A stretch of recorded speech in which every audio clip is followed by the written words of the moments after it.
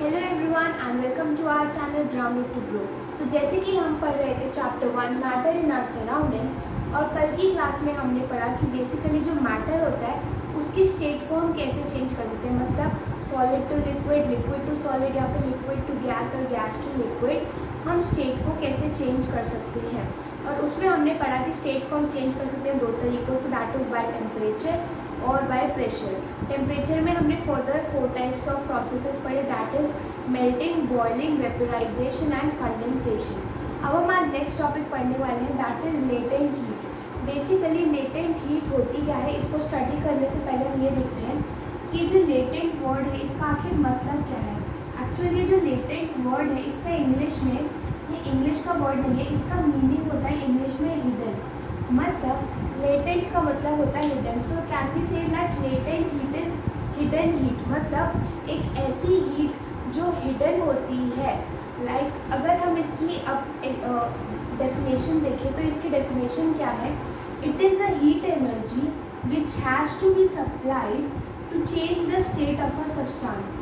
Basically latent heat का मतलब क्या होता है कि लेटेंट हीट वो हीट होती है जिसे हमें किसी भी सब्सटेंस को प्रोवाइड करना पड़ता है ताकि वो सब्सटेंस अपनी स्टेट चेंज कर सके। मतलब अगर किसी सब्सटेंस को लिक्विड टू सॉलिड या फिर गैसियस में अपनी स्टेट को चेंज करना है तो उस स्टेट को चेंज करने में जो हीट हमें प्रोवाइड करनी होगी उस हीट को हम कहते हैं लेटेंट हीट। तो ये थी डेफिनेशन लेटेंट हीट की, that is it is the heat energy which has to be supplied to change the state of a substance. State का मतलब क्या होता है, सॉलिड, लिक्विड और गैसेस। तो ये तो हमने पढ़ी डेफिनेशन की लेटेंट हीट होती क्या है। एक्चुअली में लेटेंट हीट के बारे में एक और पॉइंट है हमारे पास कि बहुत ही important, that is latent heat does not increases the temperature.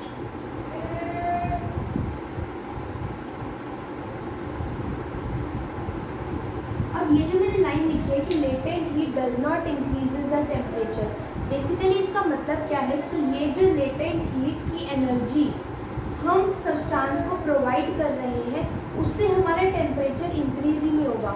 ऐसा आप सोचो कि अगर हमने सपोज एक वेसल को गैस पे रखा तो जब आप उसे हीट प्रोवाइड करोगे तो वो गर्म तो होगा ना, उसका टेम्परेचर तो इंक्रीज होगा। लेकिन लेटेंट हीट में क्या होता है कि जब हम हीट प्रोवाइड करते हैं, सप्लाई करते हैं सब्सटेंस को, तो भी उसका टेम्परेचर इंक्रीज नहीं होता।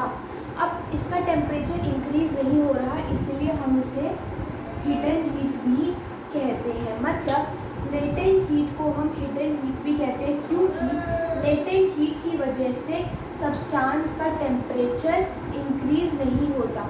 अब किसी के मन में आएगा कि यार जब हम हीट प्रोवाइड करते हैं तो टेम्परेचर इंक्रीज होना नॉर्मल सी बात है, आखिर लेटेंट हीट में ऐसी क्या बात है कि टेम्परेचर जो है वो हमारा इंक्रीज ही नहीं होगा। एक्चुअली इसके पीछे भी एक लॉजिक है। बेसिकली जब हमें किसी भी सब्सटेंस की स्टेट को, that is solid, liquid, gas को चेंज करना होता है तो हमने जब कल की क्लास में पढ़ा था कि लाइक हमें जो बॉइलिंग, हमें कुछ अगर सपोजिंगली हमारे पास है सॉलिड से हमें लिक्विड में जाना है, सॉलिड से लिक्विड में जाने के लिए हम क्या करते थे, आइस का एग्जांपल लेते हैं। आइस से हमें वाटर बनाना है, मतलब मेल्टिंग। बेसिकली हमने जब इसके बारे में पढ़ा कि आखिर ये मेल्टिंग का प्रोसेस होता है क्या, तो हमने क्या पढ़ा था कि जो हमारे पास सॉलिड है आइस, जब हम उसका लिए टेम्परेचर जो है वो इंक्रीज़ कर देते हैं। मतलब जब हम उसको फ्रीजिंग, जो वो ठंडी जगह पे थी आइस, उसको निकाल के रूम टेम्परेचर या फिर हीट प्रोवाइड करते हैं तो टेम्परेचर इंक्रीज़ होता है। अब टेम्परेचर इंक्रीज़ होगा तो क्या होगा, डिफ्यूजन का रेट इंक्रीज़ होगा। ये कल हमने कल की क्लास में पढ़ा था कि टेम्परेचर इंक्रीज़ होगा तो डिफ्यूजन इंक्रीज़ होगा, जिसकी वजह से आइस के पार्टिकल जल्दी जल्दी मूव करेंगे और वो वाटर की फॉर्म में आ जाएंगे। ये हमने पढ़ा था कल की क्लास में, राइट। तो इसी से हमारा इसका टॉपिक आता है कि why latent heat does not increases the temperature. Actually क्या होता है, हम इसी एग्जाम्पल को लेते हैं कि ये जो हमारे पास सॉलिड आइस है, जब हमने इसे हीट प्रोवाइड की तो जो इसके छोटे छोटे पार्टिकल्स होते हैं वो वाइब्रेट करना स्टार्ट कर देते हैं, वाइब्रेट करना स्टार्ट कर देते हैं या फिर मूवमेंट या मोशन शो करना स्टार्ट कर देते हैं। अब जो यहाँ पे हीट प्रोवाइड की जा रही है इस आइस को, जो हम यहाँ पे heat that is latent heat provide कर रहे हैं आइस को, वो एक्चुअली आइस का टेम्परेचर इंक्रीज नहीं करती, बल्कि हेल्प करती है इसके जो छोटे छोटे पार्टिकल्स हैं उनको मूवमेंट शो करने में, डिफ्यूज़ करने में, ताकि वो इजीली डिफ्यूज़ हो सके। इन शॉर्ट जो लेटेंट हीट होती है वो यहाँ पे क्या काम करती है कि अगर सपोज हमारे पास आइस है तो लेटेंट हीट की वजह से आइस का टेम्परेचर इंक्रीज नहीं होगा, मतलब ऐसा नहीं होगा कि आइस उबलने लग जाएगी, बल्कि ये होगा पहले कि जो आइस है उसके जो छोटे छोटे पार्टिकल्स हैं वो उस हीट की वजह से, जो हम आइस को प्रोवाइड कर रहे हैं उस हीट की वजह से ये वाइब्रेट करना स्टार्ट हो जाएंगे, मूवमेंट या मोशन शो करना स्टार्ट कर देंगे। और जब ये मोशन शो करना स्टार्ट कर देंगे तो ये जो हीट है एक्चुअल में ये क्या करती है कि ये जो इनके बीच का इंटर पार्टिकल फोर्स होता है उसको कम कर देती है। मतलब यहाँ पे जो हीट है वो टेम्परेचर को इफेक्ट नहीं करेगी, बल्कि जो इंटर पार्टिकल फोर्स या जो कोहेशन होता है उसको इफेक्ट करेगी। तो जो यहाँ पे हमने हीट प्रोवाइड की वो क्या काम करेगी, जो आइस के पार्टिकल्स हैं उनके बीच में जो इंटर पार्टिकल फोर्स है उस पर अटैक करेगी, जिसकी वजह से जो पार्टिकल्स हैं वो दूर दूर हो जाएंगे और साथ ही साथ उनमें डिफ्यूजन का प्रोसेस भी जल्दी हो जाएगा, जिसकी वजह से वो इजीली लिक्विड में कन्वर्ट हो पाएगी या फिर किसी भी और स्टेट में कन्वर्ट हो पाएगी। तो हमने लेटेंट हीट के बारे में क्या पढ़ा, it is the hidden heat, मतलब जो हमें हेल्प करती है किसी भी स्टेट, किसी भी सब्सटेंस की स्टेट को चेंज करने में। फिर हमने नेक्स्ट टॉपिक पढ़ा कि लेटेंट हीट की वजह से टेम्परेचर इंक्रीज नहीं होता किसी भी सब्सटेंस का। अब ऐसा क्यों होता है, क्योंकि जो हीट हम प्रोवाइड करते हैं वो जो उस सब्सटेंस के पार्टिकल्स होते हैं उनके बीच में जो इंटर पार्टिकल फोर्स होते हैं उनको ब्रेक करने में ही यूज़ हो जाती है, इसीलिए उस सब्सटेंस का टेम्परेचर इंक्रीज नहीं होता। अब हम पढ़ेंगे लेटेंट हीट के बारे में, ये सब हमने पढ़ा, अब हम पढ़ेंगे आगे के चैप्टर के बारे में। नाउ नेक्स्ट टॉपिक इज कि जो लेटेंट हीट होती है वो कितने टाइप्स की होती है। बेसिकली लेटेंट हीट दो टाइप्स की होती है, that is latent heat of fusion and latent heat of vaporisation. Basically जो लेटेंट हीट ऑफ फ्यूजन होती है उसका काम क्या होता है कि सॉलिड में, जो सॉलिड फॉर्म में मैटर है उसको लिक्विड में चेंज करना, एंड जो लेटेंट हीट ऑफ वेपराइजेशन है उसमें क्या होता है कि जो लिक्विड है उसे गैसियस में चेंज करना। मतलब लेटेंट हीट ऑफ फ्यूजन का काम क्या होता है कि जो सॉलिड स्टेट में है उसको लिक्विड स्टेट में कन्वर्ट करना, and latent heat of vaporisation का मतलब क्या होता है जो ऑलरेडी लिक्विड स्टेट में है उसको गैसियस फॉर्म में कन्वर्ट करना। तो ये तो हमने पढ़ा कि फ्यूजन वाले में सॉलिड से लिक्विड जाता है और वेपराइजेशन वाले में लिक्विड से गैस। अब हम इन दोनों को थोड़ा थोड़ा डिटेल में पढ़ेंगे एक एक एक्सपेरिमेंट के थ्रू। सबसे पहले हम पढ़ते हैं latent heat of fusion, that is solid to liquid, जब हमारी जो वो कहते हैं स्टेट है मैटर की वो चेंज होती है।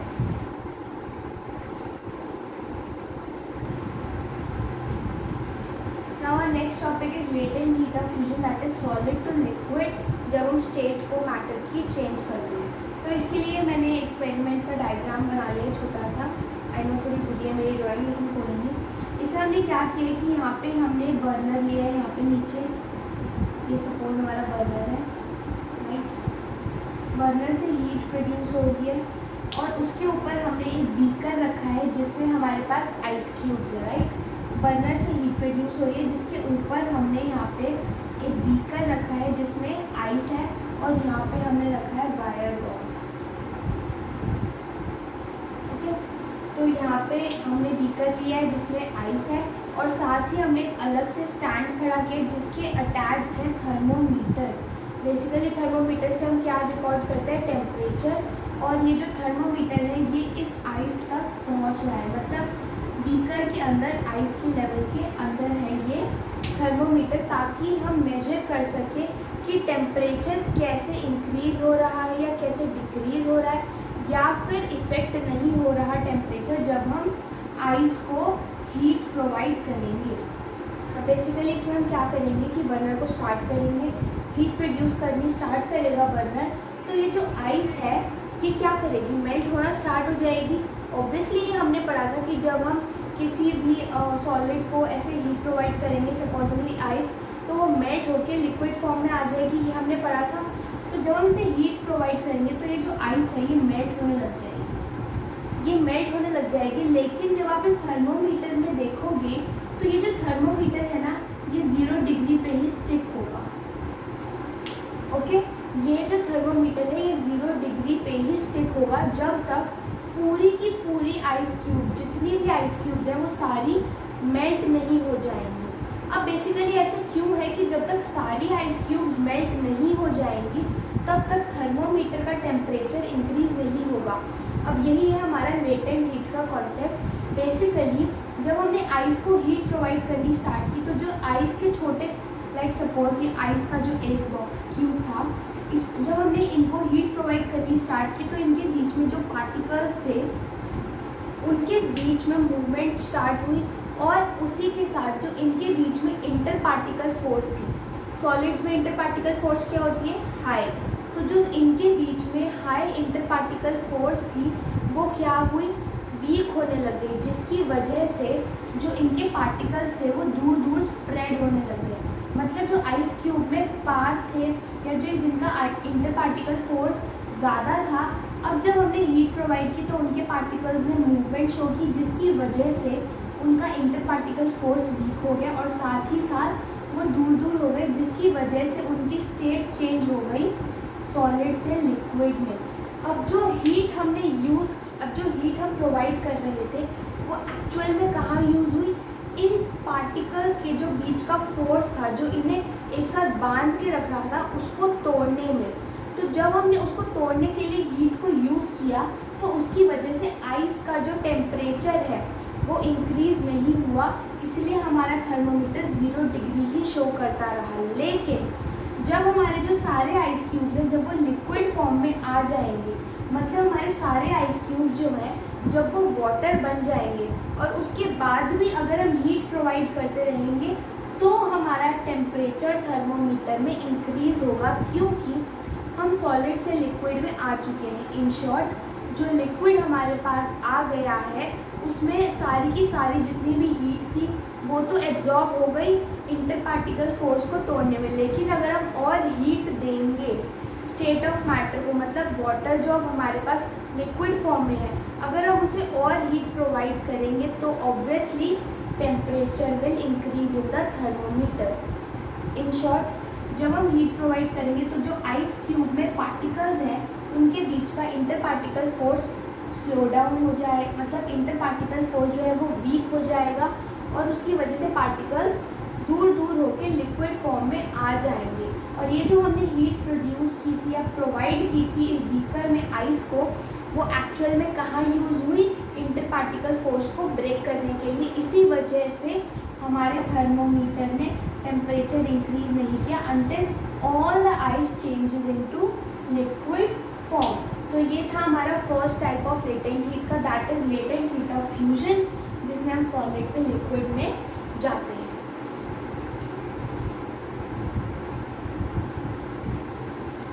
नाउ अब हमारा जो second type of latent heat है that is latent heat of vaporisation, जिसमें हम लिक्विड से गैस में जाते हैं। तो अब हम इसको डिस्कस करेंगे। इसके लिए भी हमने सेम सही एक्सपेरिमेंट किया है। ये हमारा स्टैंड है जिसके थ्रू हमने ये थर्मोमीटर सस्पेंड किया है।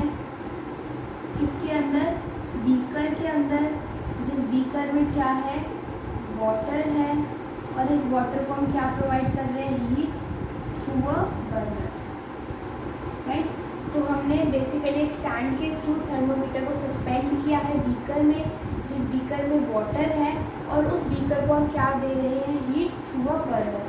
तो बेसिकली जब आप इस वाटर को जो ऑलरेडी लिक्विड स्टेट में है उसको हीट प्रोवाइड करना स्टार्ट करोगे तो पहले तो धीरे धीरे इस वाटर का जो टेम्परेचर है वो 100 डिग्री तक राइज करेगा। बेसिकली अब ये 100 डिग्री तक राइज क्यों करेगा, क्योंकि वाटर का बॉइलिंग पॉइंट क्या होता है, 100 डिग्री सेल्सियस। तो जब वाटर का टेम्परेचर 100 डिग्री सेल्सियस पे पहुंच जाएगा तब हम देखेंगे कि जो वाटर है वो स्टीम फॉर्म करने लग जाएगा, मतलब वेपर्स या भाप बन के ऊपर उड़ने लग जाएगा। तो बेसिकली ये जो वेपर्स या जो ये स्टीम या जो भाप बन रही है इसे हम क्या कहते हैं, water vapours, right, which is in gaseous form.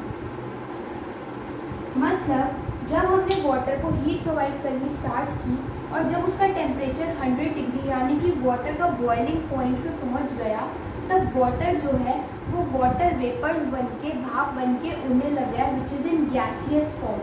अब आप जब इसको आगे हीट करोगे तब आप देखोगे कि 100 डिग्री सेल्सियस पहुंचने के बाद जब ये वाटर वेपर्स निकलने स्टार्ट हो गए हैं तो थर्मोमीटर 100 डिग्री पे रुक जाएगा। मतलब 100 डिग्री के बाद टेम्परेचर इंक्रीज नहीं होगा, क्योंकि जो वाटर को हीट प्रोवाइड की जाएगी वो वाटर के जो पार्टिकल्स हैं वो अपने आप को इंटर पार्टिकल फोर्स को ब्रेक करने में यूज़ करेगा, जिसकी वजह से वाटर वेपर्स बन के उड़ जाएगा। इन शॉर्ट 100 डिग्री सेल्सियस के टेम्परेचर पे पहुंचने के बाद वाटर को जितनी भी हम हीट प्रोवाइड करेंगे वो किस में यूज़ हो जाएगी, वाटर वेपर्स बनाने में। इसीलिए हमारा वाटर का टेम्परेचर 100 डिग्री के बाद नहीं बढ़ेगा तब तक जब तक कि सारा वाटर वेपर बनके नहीं उड़ जाता। अब ये इसका भी सेम लॉजिक है कि बेसिकली हमारा 100 डिग्री के बाद टेम्परेचर क्यों नहीं बढ़ रहा, क्योंकि जो वाटर के पार्टिकल्स हैं उनके बीच में जो इंटर पार्टिकल फोर्स है 100 डिग्री पे पहुंचने के बाद हीट जो है वो यूज़ होती है उस इंटर पार्टिकल फोर्स को ब्रेक करने में और जो वाटर के पार्टिकल्स हैं उनको मूव कराने में, डिफ्यूज़ कराने में, ताकि वो वाटर वेपर्स बन के गैसियस फॉर्म में आ जाए। तो इसे हम कहते हैं लेटेंट हीट ऑफ वेपराइजेशन, जिसमें वाटर या लिक्विड हमारा गैसियस फॉर्म में कन्वर्ट हो जाता है।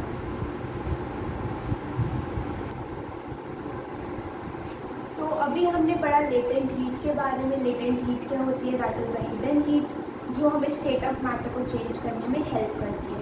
फिर हमने पढ़ा कि लेटेंट हीट कितने टाइप की होती है, 2 टाइप्स की, of fusion and of vaporization. अब हमारा नेक्स्ट टॉपिक है सब्लिमेशन। बेसिकली जब हम टेम्परेचर पे change of state of matter में पढ़े थे बाय चेंजिंग द टेम्परेचर, तो हमने एक टेबल पढ़ी थी कि सॉलिड से हम लिक्विड में जा सकते हैं और लिक्विड से सॉलिड में आ सकते हैं, और साथ ही साथ हम लिक्विड से गैस में जा सकते हैं और गैस से लिक्विड में आ सकते हैं, राइट। ये हमने पढ़ा था कि सॉलिड से लिक्विड, लिक्विड से सॉलिड, या फिर लिक्विड से गैस और गैस से लिक्विड पॉसिबल था। लेकिन किसी के दिमाग में ये आया कि यार हमने सॉलिड से लिक्विड चलेगा, लेकिन सॉलिड से गैस का क्या, या फिर गैस से सॉलिड का क्या, राइट। हमने ये तो पढ़ा कि सॉलिड लिक्विड गैस में कैसे जाएंगे, लेकिन सॉलिड टू गैस या गैस टू सॉलिड डायरेक्टली कैसे आए। तो इसी का सॉल्यूशन है सब्लिमेशन। मतलब सब्लिमेशन ही वो प्रोसेस है जिसके थ्रू कोई सब्सटेंस सॉलिड से गैस में या फिर गैस से सॉलिड में कन्वर्ट होता है। अब इसकी डेफिनेशन क्या है, basically sublimation is the process of changing of solid to gas on heating और gas to solid on cooling. मतलब कोई भी सब्सटेंस को जब हम हीट करेंगे तो वो सॉलिड से गैस में बन जाए, या फिर कूल करने पे गैस से सॉलिड बन जाए, तो उसे हम क्या कहेंगे, सब्लिमेशन। मतलब जब हमें सॉलिड से गैस जाना हो या फिर गैस से सॉलिड जाना हो तो उस प्रोसेस को हम क्या कहेंगे, सब्लिमेशन। अब सब्लिमेशन में 2 टर्म्स आती हैं, that is sublime and sublimate. Basically sublime और सब्लिमेट होते क्या है, जब हम सॉलिड से गैस में जाते हैं, मतलब हमारे पास कोई सब्सटेंस सॉलिड फॉर्म में है और हम उसे गैसियस फॉर्म में लेके जाते हैं, तो उस सॉलिड फॉर्म को हम सब्लाइम कहते हैं। लेकिन जब हम किसी भी चीज़ में गैसियस फॉर्म से सॉलिड फॉर्म में जाते हैं, तो जो सॉलिड फॉर्म हम ऑब्टेन करते हैं उसे हम क्या बोलते हैं, सब्लिमेट।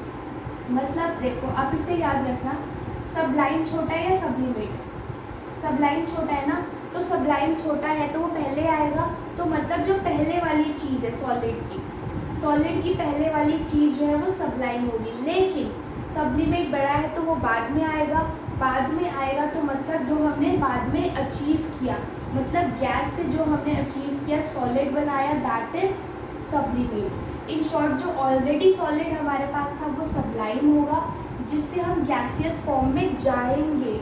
लेकिन गैसियस फॉर्म से जब हम सॉलिड में गए तो उस सॉलिड को हम कहेंगे सब्लिमेट। तो ये था सब्लिमेशन क्या होता है एंड सबलाइम एंड सब्लिमेट के बारे में। अब हम पढ़ेंगे इसके कुछ एग्जाम्पल्स कि आखिर सब्लिमेशन किन किन चीज़ों में पॉसिबल है या फिर किन डेली लाइफ की चीज़ों में हमने देख सकते हैं।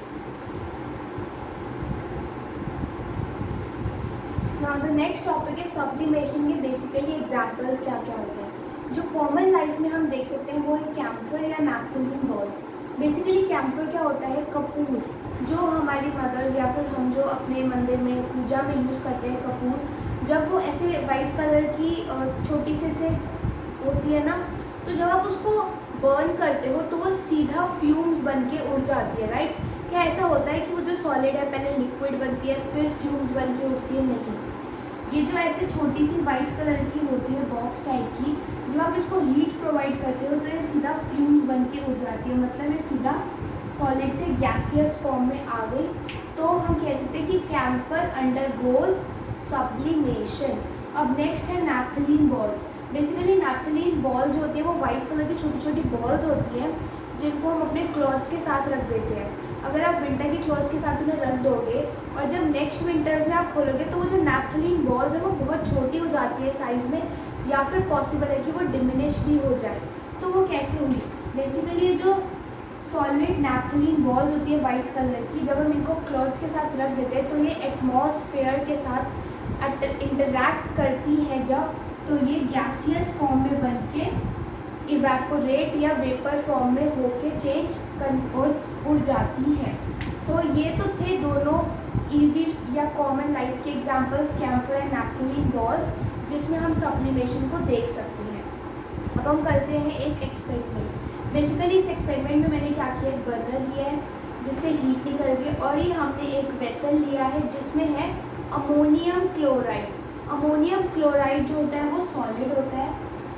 हमने ये अमोनियम क्लोराइड लिया है और इसके ऊपर एक ये इन्वर्टेड फनल लगा दिया है, मतलब एक जो फनल होता है ऐसी शेप का, राइट। तो उसको मैंने उल्टा करके लगा दिया है और उसके ऊपर एक कॉटन प्लग लगा दिया है। बेसिकली जो कॉटन है ये मैंने इसलिए लगाई है ताकि जो अमोनियम क्लोराइड है जब हम उसे हीट प्रोवाइड करें तो वो वेपर बन के उड़ ना जाए। तो जब हमने बर्नर की हेल्प से हीट प्रोड्यूस की तो जो ये हीट है ये अमोनियम क्लोराइड को हीट प्रोवाइड करेगी, राइट। तो जब ये हीट प्रोवाइड करेगी तो अमोनियम क्लोराइड सब्लिमेशन करेगा, मतलब अमोनियम क्लोराइड जो सॉलिड फॉर्म में है वो डायरेक्टली चेंज हो जाएगा वेपर्स में। तो जब वो ऊपर जाने लगेगा तो वो जो इन्वर्टेड है ये फेनल, इसकी जो वॉल्स है उस पर स्टिक हो जाएगा, क्योंकि ये जो इन्वर्टेड फेनल की वॉल्स हैं ये कोल्ड है। बेसिकली यहाँ पे हम सॉलिड से गैस फॉर्म में कैसे गए, बाय बॉइलिंग और बाय प्रोवाइडिंग हीटिंग, राइट। जब हमने हीट प्रोवाइड की तो अमोनियम क्लोराइड जो सॉलिड फॉर्म में था वो गैसियस फॉर्म में आ गया, लेकिन जो इन्वर्टेड फेनल था उसकी जो वॉल्स थी वो कोल्ड थी, जिसकी वजह से जो वेपर्स थे वो फिर से सॉलिड फॉर्म में आ गए ड्यू टू कूलिंग। तो हम देख सकते हैं कि अमोनियम क्लोराइड जो है वो हीट करने पे वेपर्स बन गया और कूल डाउन करने पे वापस अमोनियम क्लोराइड सॉलिड फॉर्म में आ गया। अब बेसिकली किसी के माइंड में आएगा कि यार सॉलिड जो है वो डायरेक्टली गैस की फॉर्म में सब्लिमेशन के थ्रू कैसे चेंज हो गया। एक्चुअली इसमें क्या होता है, जब हमने पढ़ा कि सॉलिड टू लिक्विड चेंज होता है, लिक्विड टू गैस चेंज होता है, तो हमने पढ़ा था कि जो सॉलिड के पार्टिकल्स हैं वो डिफ्यूजन शो करते हैं जिसके बाद वो लिक्विड में आते हैं। लेकिन सब्लिमेशन में क्या होता है कि जो सॉलिड के पार्टिकल्स हैं जब वो डिफ्यूजन का प्रोसेस शो करते हैं तो वो इतना रैपिड होता है कि वो लिक्विड में चेंज होने की जगह सीधा गैसियस फॉर्म में चेंज हो जाते हैं। मतलब सब्लिमेशन तब होता है जब सॉलिड सब्सटेंस में जो डिफ्यूजन है वो इतना जल्दी होता है कि वो लिक्विड की जगह सीधा गैसियस फॉर्म में कन्वर्ट हो जाते हैं। तो आज की क्लास हम यही एंड करते हैं। आज की क्लास में हमने पढ़ा लेटेंट हीट के बारे में और साथ ही साथ सब्लिमेशन के बारे में। तो इसी के साथ हमारा जो फर्स्ट टाइप था कि हम स्टेट ऑफ मैटर को कैसे चेंज करते हैं बाय चेंजिंग द टेम्परेचर, वो ख़त्म होता है। और कल की क्लास में हम पढ़ेंगे कि स्टेट ऑफ मैटर को कैसे चेंज किया जाएगा by changing the pressure. Do like a video and subscribe to our channel grounded to grow for